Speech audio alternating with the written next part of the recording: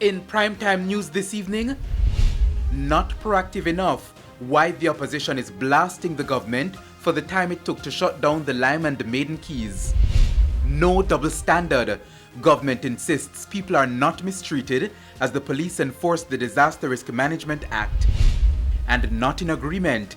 JTA takes issue with move to cut temporary teachers.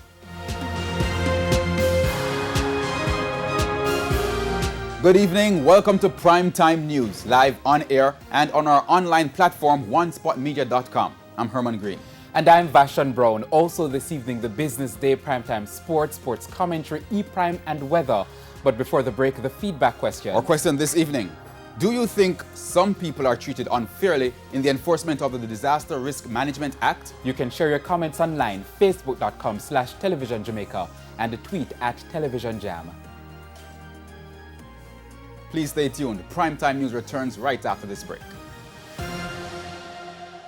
News headlines brought to you by